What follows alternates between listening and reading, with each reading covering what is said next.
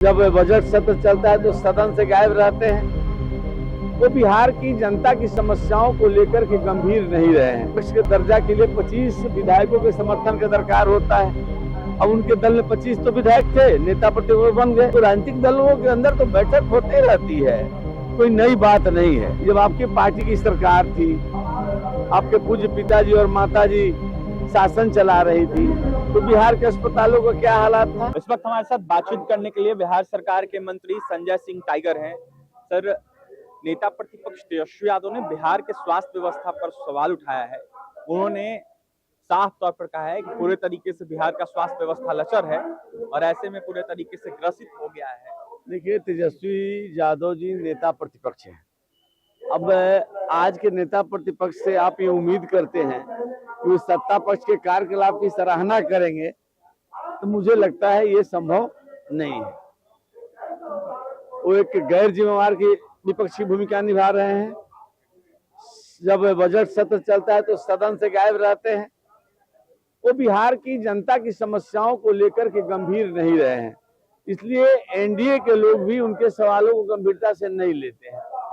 आप उनसे पूछिए, जब आपकी पार्टी की सरकार थी, आपके पूज्य पिताजी और माताजी शासन चला रही थी, तो बिहार के अस्पतालों का क्या हालात था।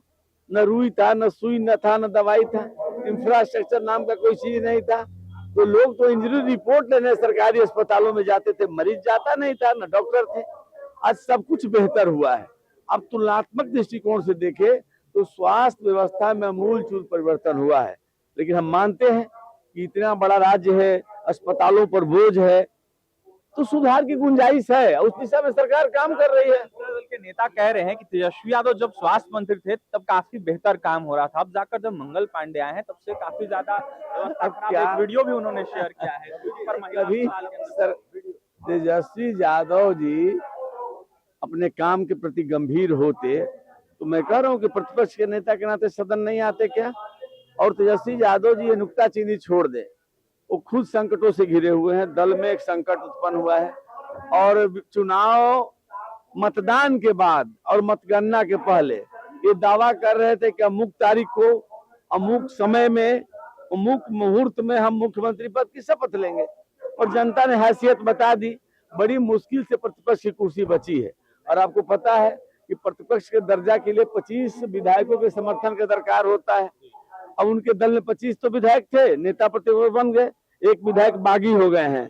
अब उनके नेता प्रतिपक्ष के कुर्सी पर खतरा मंडरा रहा है, उसको बचाएं, उसको संभालें। अपने स्वास्थ्य की चिंता करें, स्वास्थ्य विभाग की चिंता सरकार कर रही है। 10 तारीख को दिल्ली जा रहे नीतीश कुमार, बतौर राज्यसभा सदस्य के रूप में शपथ लेने वाले संजय जी। तो ऐसे में क्या कुछ नए मुख्यमंत्री को लेकर रणनीति बन रही है, क्या कुछ तैयारी चल रही है। अभी तो माननीय नीतीश कुमार जी बिहार के मुख्यमंत्री हैं। मुख्यमंत्री के नाते सारे दायित्वों का बखूबी निर्वहन कर रहे हैं।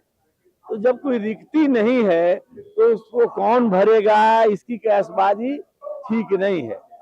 वक्त आने दीजिए, आगे आगे होता है क्या, इसका इंतजार करिए। दिल्ली में बैठकों को लेकर चर्चा हो रही है। देखिए, बैठकों का दौर तो दलों के अंदर, गठबंधनों के अंदर हमेशा चलते रहता है। बैठक पहली बार तो नहीं हो रही है, अगर हो रही है तो पहले भी बैठक हुई है। तो राजनीतिक दलों के अंदर तो बैठक होती रहती है, कोई नई बात नहीं है। लेकिन अभी नीतीश जी ही सरकार के मुखिया हैं। लेकिन हाँ, एक बात जो आप लोग के जहन में है, आगे क्या होगा, कल क्या होगा, मैंने अभी भी कहा है, फिर आपसे भी यही कहूंगा कि कल भी एनडीए का मुख्यमंत्री था, आज भी एनडीए का मुख्यमंत्री है और आगे भी एनडीए का ही मुख्यमंत्री रहेगा। लेकिन लोगों के मन में, जहन में ये सवाल उठ रहा है, जदयू का होगा या फिर बीजेपी का होगा। एनडीए का मुख्यमंत्री होगा। चलिए, एनडीए का मुख्यमंत्री होगा, जदयू का होगा या बीजेपी का होगा ये नहीं बताते संजय सिंह, लेकिन साफ तौर पर कह रहे थे कि एनडीए का शीर्ष नेतृत्व तय करेगा कि कौन बिहार का मुख्यमंत्री बनने वाला है। फिलहाल बिहार सरकार के श्रम संसाधन मंत्री संजय सिंह से खास बातचीत कर रहे थे, जहां नेता प्रतिपक्ष तेजस्वी यादव को जमकर निशाने पर ले रहे थे। साफ तौर पर नसीहत देते हुए कह रहे थे कि तेजस्वी यादव पहले अपना इलाज करवाए सही से। न्यूज़ 11 के लिए पटना से सहयोगी विकास के साथ अभिषेक।